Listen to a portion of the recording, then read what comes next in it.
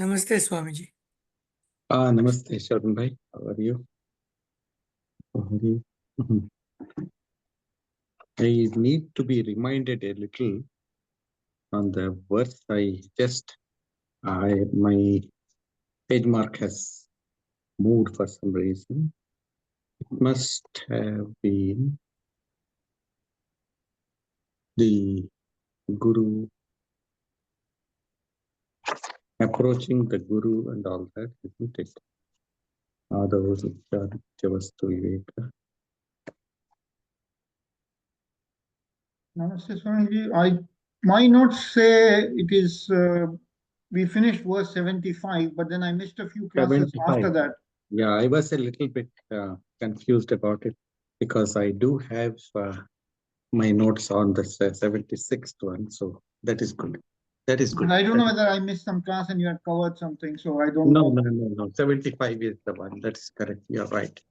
You're right. So I'm not much mistaken. Okay, thank you.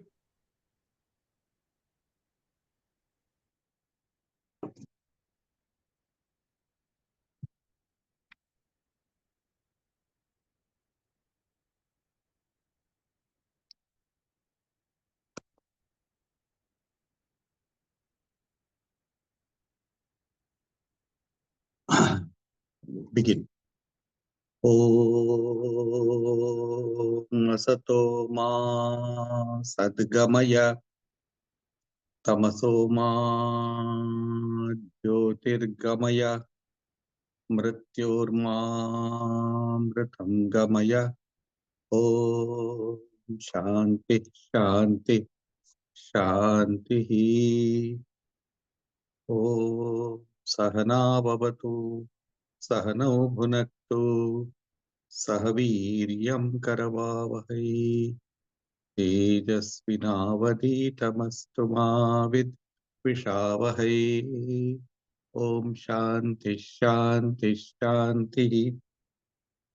Om Sarva Vedanta Siddhanta Gocharam Tamagocharam Govindam Paramanandam Sadgurum Pranatosmyaham. Welcome back to the study of Vivekacūḍāmaṇi. Once again, my apologies for mixing up with the last study. I was a little bit inattentive. So we have studied up to the 75th verse of the scripture, wherein Shankaracharya has very clearly defined the fate of a person who is attached only to the sensory world. And also he has, on the other hand, given some indication about what will be the status of or state of a person who can detach, or who, if he detaches from the sensory world, what will be he gains. So he said that Yeshu Mudha, those fools who are tied to these sense objects by the cord of attachment, they have to depart and then come back, go back and go and come back. So, but on the other hand, if a person who is detached from it will gain total peace, that is the idea that is implied in that verse. In the 76th verse, Sri Shankaracharya is giving us a graphic description about the attachment that we have to the five sense organs.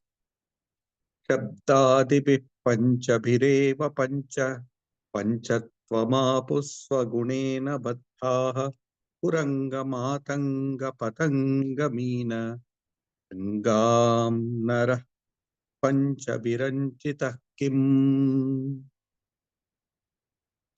5 examples are given here. Examples from the 5 animals. And all of them die, that is, they meet a miserable end. Why? Because they are tied to one or more of the 5 senses. What are this? Shabdadipi panchabhireva pancha. What are the Shabda Adi? Shabda means Shabda, etc. Shabda, Sparsha, Rupa, Rasa, Gandha. These are the 5 senses or 5 feelings that we have. Shabda is sound. Sparsha is the tactile feeling, that is touch. Rupa, that is the form or beauty. Rasa, rasa is taste. And 5th is Gandha. Gandha is smell. So all of these 5 senses, they give these 5 sensory feelings or sensory experiences to us. And so he says, first of all, he takes up the Kuranga. Swagunena bata, he says, Panchatva Mapuhu. Panchatva means one of the, it's a technical word. Panchatva means to become one with the 5 elements. Panchatvam. That means they die. Apuhu Swagunena Baddhaha. It is because of their inherent nature of getting attracted to the 5 senses or 5 objects that they have to depart. That is the idea. Who are they?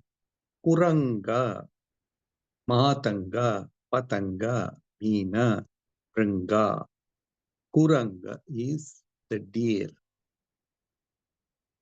No, the Shabda, that is sound, captivates the deer. It just catches. It listens to some sound and the deer gets absorbed by it. When it listens or when it hears a sound, a beautiful melodious sound, it stands. If you have seen, it stands with its eyes glittering, glaring towards it. And sometimes it loses its moorings. It forgets its moorings, its surroundings. And so it gets absorbed by it. Just then the hunter comes and he throws the arrow or throws the net towards it and catches. So that is to say, one gets attached to the sense organ of hearing. And therefore, there is a chance that we might get short. Which is to say that any of our attachments can bring a miserable end to us. So the idea that Shankaracharya is driving deep into our hearts is that try and get away from this vicious circle of getting absorbed by things, getting attached by the objects. So he says here, Kuranga, then comes Matanga. Matanga is the elephant. The elephant also, they catch the elephant. They catch the male elephants with the help of the female elephants. They drive the elephants into a kind of a pit wherein there is already a female elephant, tamed elephant, and the female elephant will smother the male elephant, and the elephant will fall into the trap. So that is called as sparsha, that is the tactile sense that we have, the touch. So that is the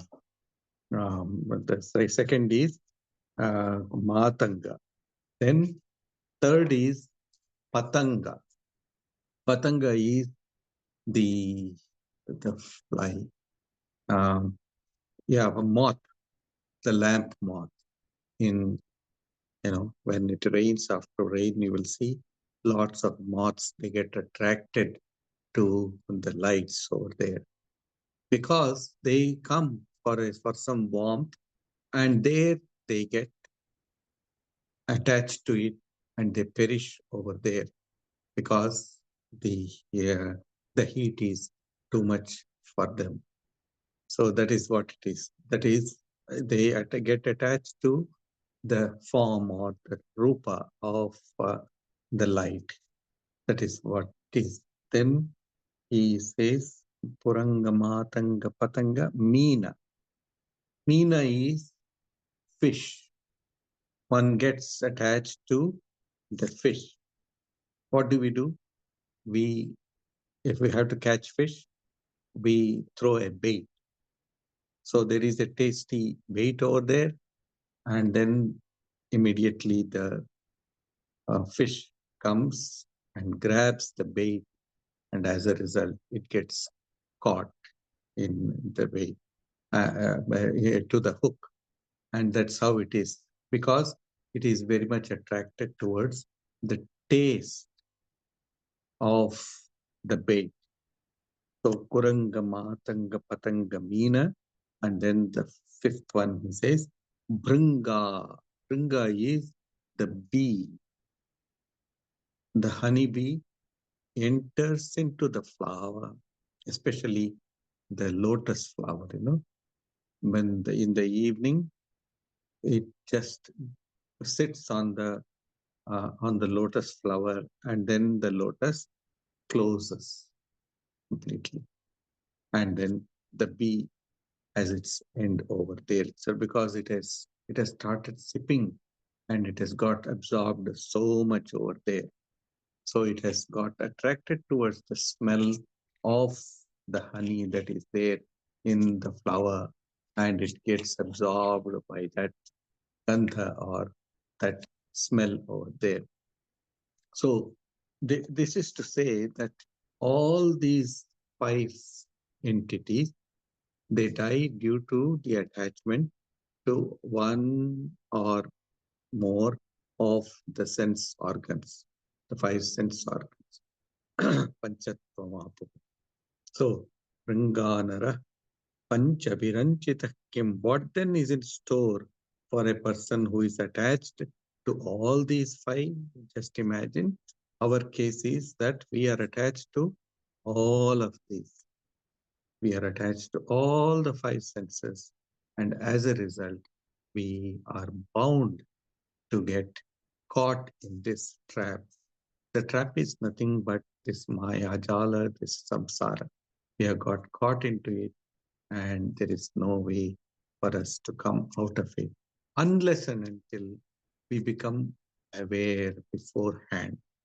We become aware beforehand. After falling into the trap, extremely difficult for us to get out of it.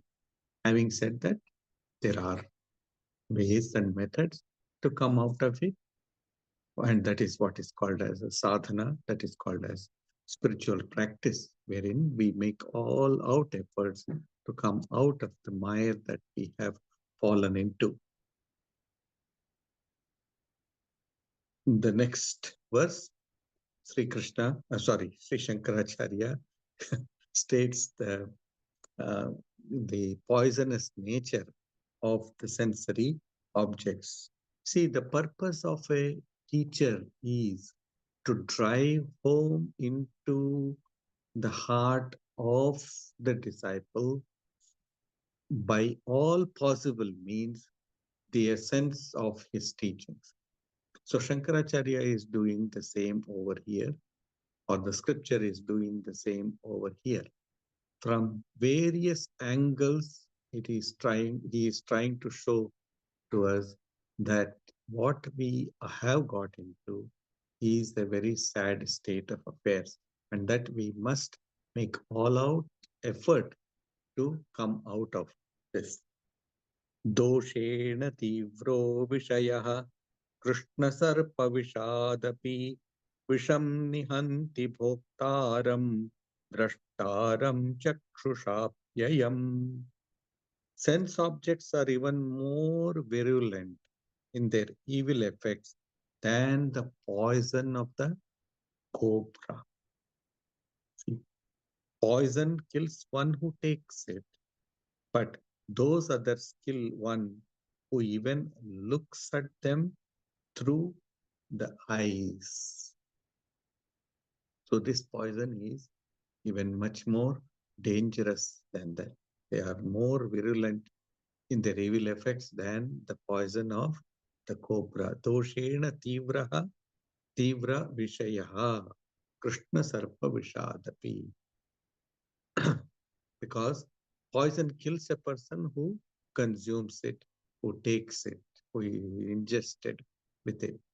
But the other, the vishayas, that means the objects of the senses, they kill one even when one looks at them through the eyes. That is the idea that Sri Shankaracharya is giving to us.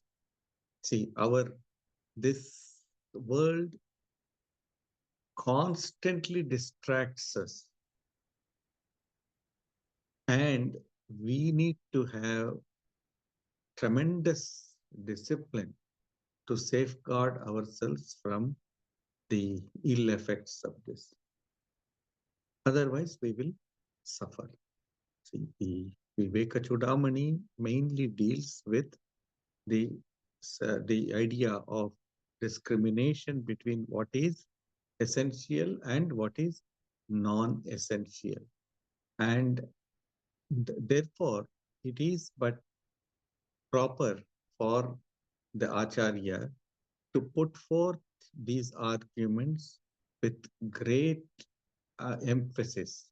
He has laid great emphasis on the arguments that he is presenting to us. So it doesn't mean that we all can completely forego the attachment to the senses. But what he is trying to do is to put the ideal on a high pedestal.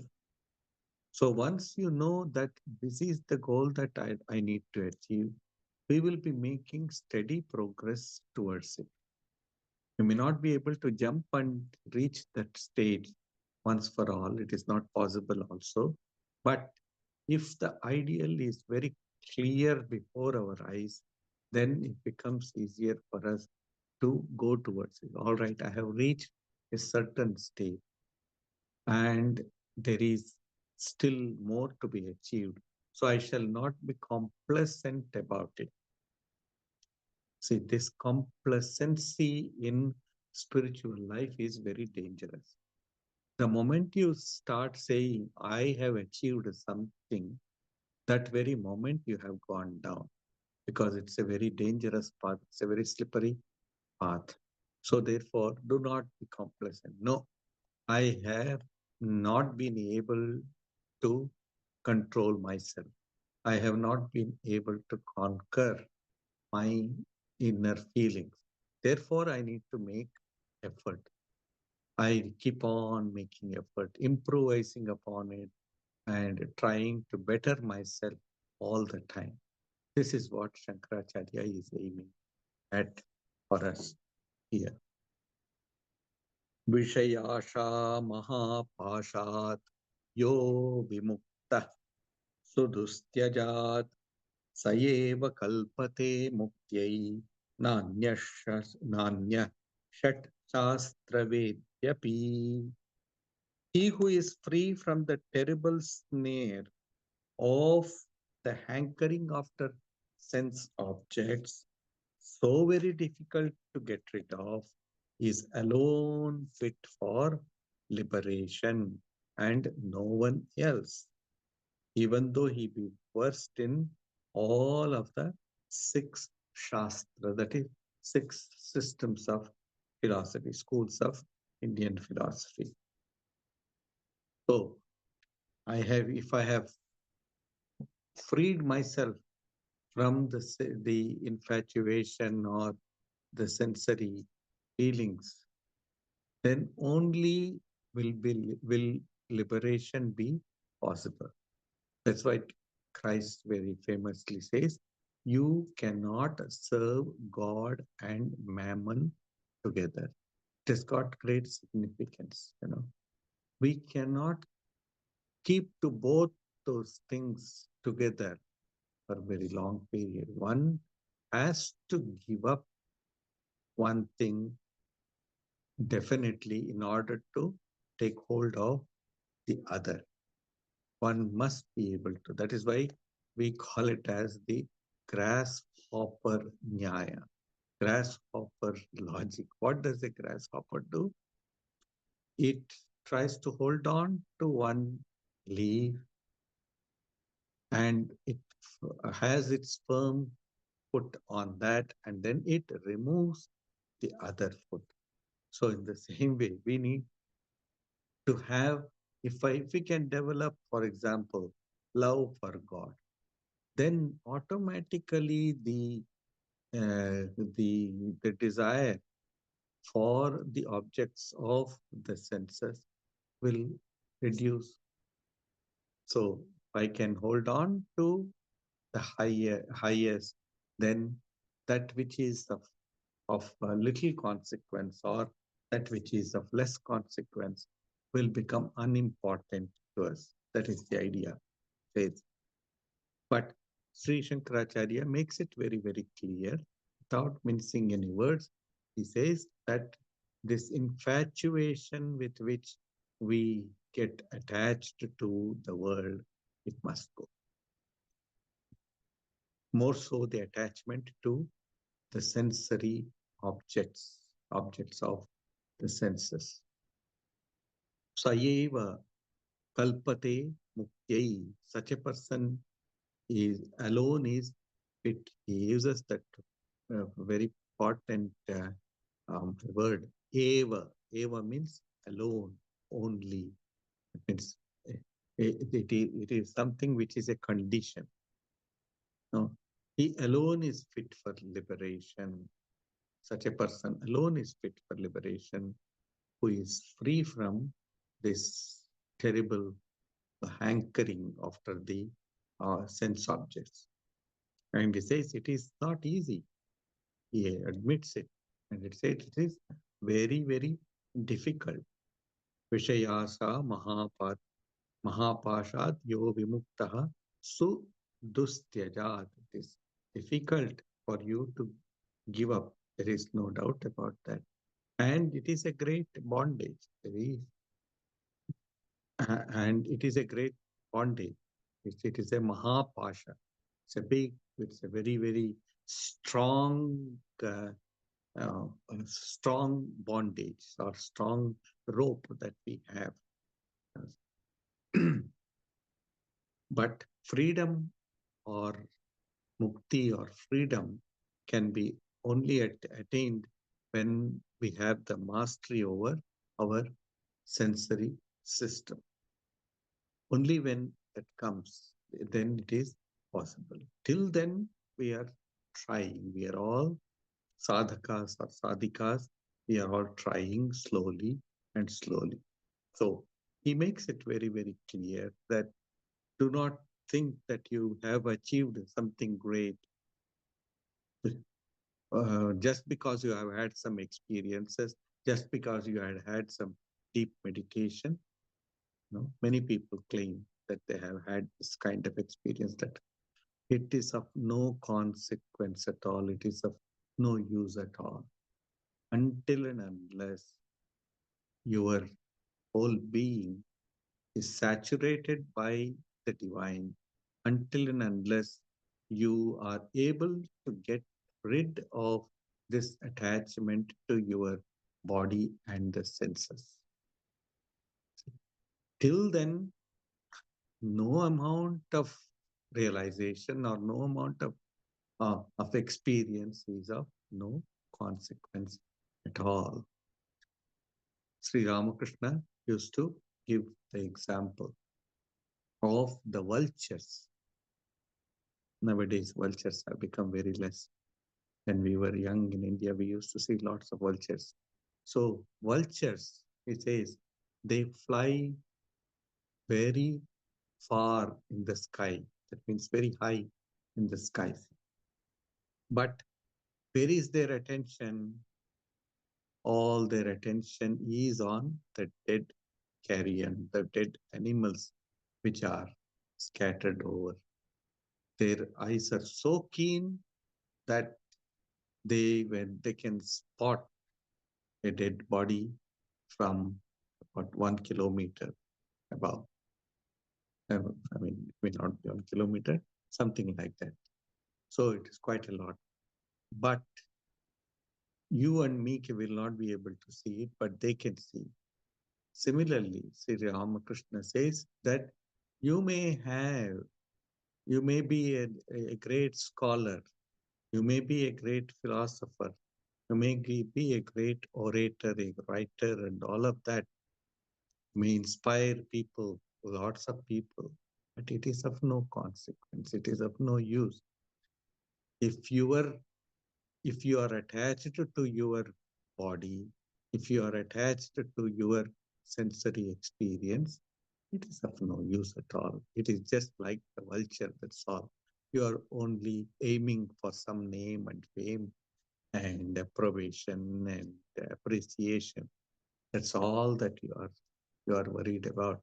But if you want to have real knowledge, if you want to have real devotion, then curb this this inordinate uh, attachment to your senses. It is quite strong. These words are very strong. There's no doubt about that. But the author or the Acharya is a person who will not trade the essence to any will not trade it for any cheap values. These are cheap values are experiences and all of that. No, he will not trade for it. He will say what is right. That's why maybe it may appear a little bit harsh for us, but that is the truth, and truth has to be told in its pristine form, in its total form. That is what Sri Shankaracharya does over here. So Sri Ramakrishna used to say, if I see a scholar who may be an extraordinary person, but who does not have discrimination, who does not have dispassion, I will say, fie upon you. Fie upon you. That's what he used to say. It is for him, it is nothing. Books are mere, books are the knowledge that you gain from books are mere intellectual. It does not go far. आपातवैराग्यवतो मुमुक्षून् भवाब्धिपारं प्रतियातुमुद्यतान् आशाग्रहो मज्जयतेऽन्तराले निगृह्य कण्ठे विनिवर्त्य वेगात्. The shark of hankering catches by the throat those seekers after liberation who have got only an apparent dispassion. Means very superficial dispassion, and are trying to cross the ocean of samsara, relative existence, and violently snatching them away drowns them halfway. Ashagraho majjayate antarale. Asha. Nigrihya kante vinivartya vegat. You are trying to cross the ocean of samsara and you are trying to hold on to a crocodile.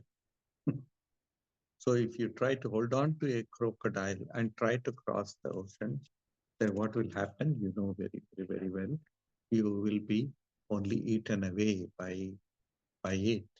So he says that this shark here, crocodile or shark, the shark of hankering catches you by the throat. It will catch you by the throat. Only if you have an apparent dispassion, that means that which is very superficial, that which is not deep. So he is saying, try to develop deep dispassion, try to develop this deep vairagya within yourself. This is these are the words that he uses for mumukshus. That means for those who are real seekers after liberation, not just who want to learn about this by mere books or by intellectual understanding. But if you want to go deeper, if you want to be immersed in the realization of the divine, then you need to dive deep. Don't try to hold on to those props which you think will take you to the other shore.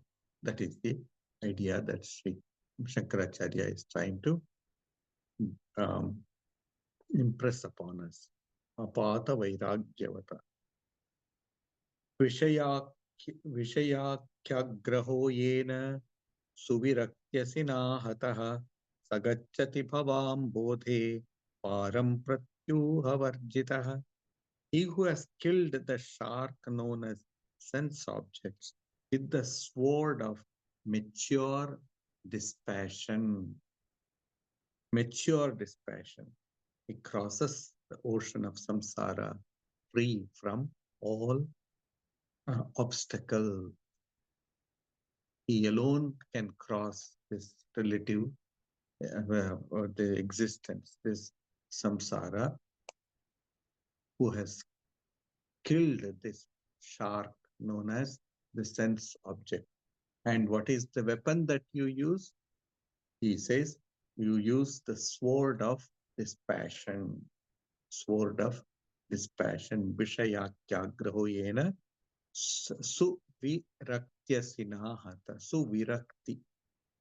Asina. Asi means the sword. Suvirakti. That means proper virakta. Proper vairagya.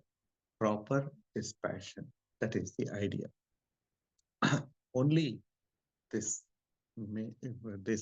dispassion can take you across the worldliness. That is the idea he is pointing out to us. Vishama vishayamargai gacchato nacha buddhehe pratipadamapiyato mrityurapyesha viddhi hitasu jana gurukya gacchata swasya yuktya prabhavati phala siddhi satyamityeva viddhi. Know that death quickly overtakes the stupid man who walks along the dreadful ways of sense pleasure. Whereas one who walks in accordance with the instructions of a well-wishing and worthy guru has also, with his own reasoning, achieves his end. Know this to be true. See, a person who treads this path of sensory attraction will be constantly facing death. Death does not mean physical death, But the spiritual death means you are oblivious to the reality, oblivious to the experiences of divine ecstasy. That is called as spiritual death, says. For us, for those who live in the world today, even losing an honor, it appears like death. Losing family honor or honor that you have received from society, etc. If you lose it, then you feel as if you have died. And therefore, Sri Shankaracharya he says that this kind of death quickly overtakes the stupid person who has got attached to oneself to the sensory world.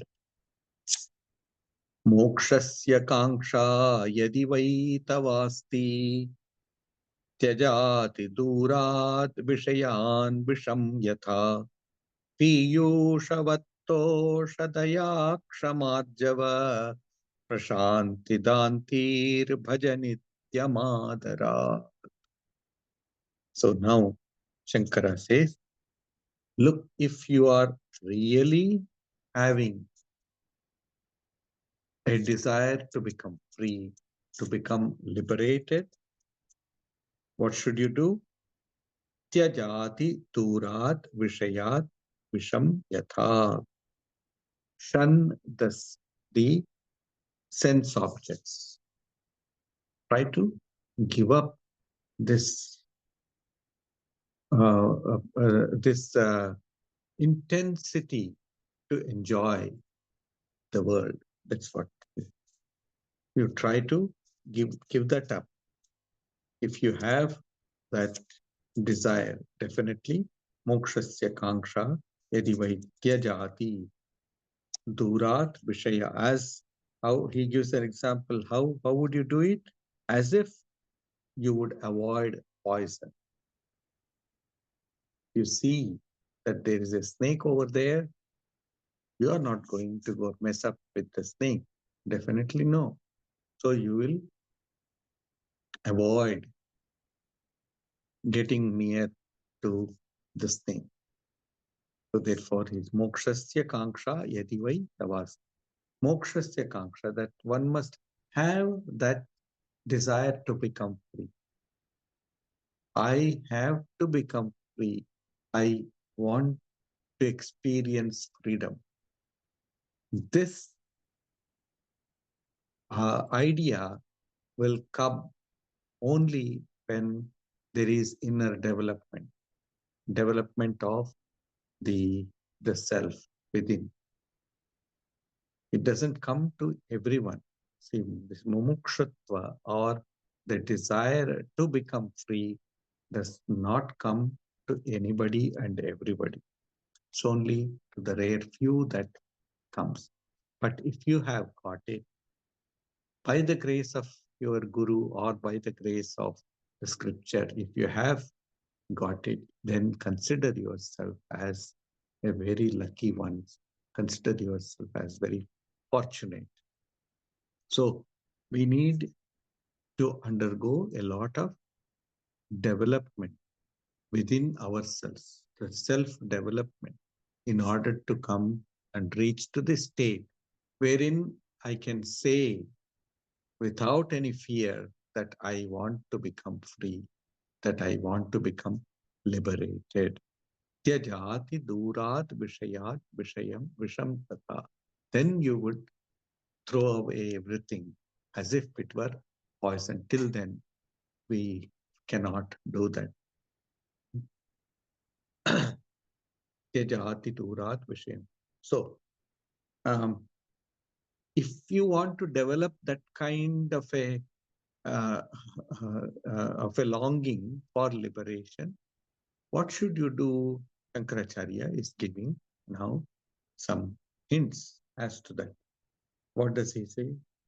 He says, you should cultivate carefully the nectar-like virtues What are those? That is contentment. Contentment. That is tosha. Cheerful attitude where I am happy with what life brings to me. Good, bad, or the negligent, whatever it is, whatever the life brings to me, I shall be happy. How many of us can say that we have this attitude? No, very, very, very few of us. But within the means that we have, or within the capacity that we have, we can develop some kind of dosha, some kind of contentment. All right? This much and no more. We can always say that. This much and no more. I shall be satisfied. I shall be contented with whatever, with this much, and not hankering too much. That is one of the immediate spiritual disciplines that we can always follow. So contentment. And then secondly, he says compassion. Compassion. That is daya. Daya, compassion is a gift from the divine. It is a divine quality. So we need to develop this kind of compassion. Why should I be compassionate towards you? Because the divine that is within me is the divine that is within you also. If you are suffering, that means the divine that is within me is also suffering. Therefore, I need to extend myself out. I need to outgrow myself and then reach out to you. That is called as daya, compassion. Then forgiveness. Forgiveness, kshama. It is another great quality of a divine personality. Daivi guna, Daivi sampat is that one is forgiving. Forgiving. Those even who do wrong towards you, you forgive. Of course, this has got a lot of implications in our life. We will discuss it in due course. Forgiveness. Then straightforwardness. Rijuta or arjavam. Straightforwardness. Not beating around the bush, as they say. Just go straight to the point. Be kind. Don't be arrogant, but yet be straightforward. That is the idea. Cheating others and trying to hoodwink others, that is of no use at all. It doesn't serve any purpose. Rather, it will be counterproductive in our life. You may think that you have cheated somebody. You may think you have deceived somebody and amassed something, but no, it is not going to be with you. Whatever is rightfully yours will stay with you. Whatever is wrongfully gained by you will never ever stay with you. This is an axiomatic truth, a truth which cannot be refuted. You may take away something from somebody, but you will be repaying it. You will repay it with great interest. With great interest, you will have to repay. So anyway, straightforwardness. Then he talks about calmness, prashantata, be tranquil. Just like the lamp which is not moved by the wind. The same way, try. All these are spiritual disciplines. They are qualities, no doubt, but these are also disciplines that we can practice in our day-to-day life. For some time in our day-to-day life, we can reserve the time for such spiritual practices. Prashant, Then he says, Dan, Prashanti, Danti, Danti, Dama. That means self-control. Self-control. Not trying to get into unnecessary activities, especially in today's age. Giving up, for example, this addiction to our devices. It requires a great discipline, I will tell you. It requires a great discipline, but we can do it, and definitely it will help us, no doubt about that. That is where Dhamma comes.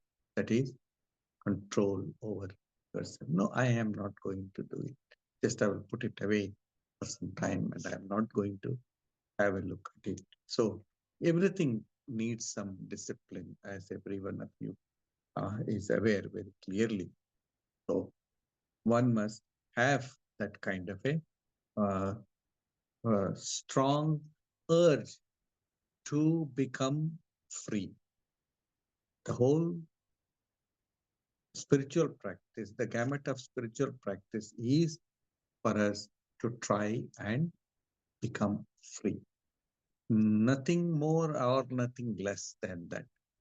The only goal of Vedanta is this spiritual freedom, freedom of the self, freedom from anything that limits you, anything that takes you away from reality. That is, anything that takes you away from the real bliss that is rightfully yours. The real bliss is rightfully ours. There is no doubt about that. But somehow we have not made an effort to hold on to that blissful state which is ours. So we will stop here today, and we will take it up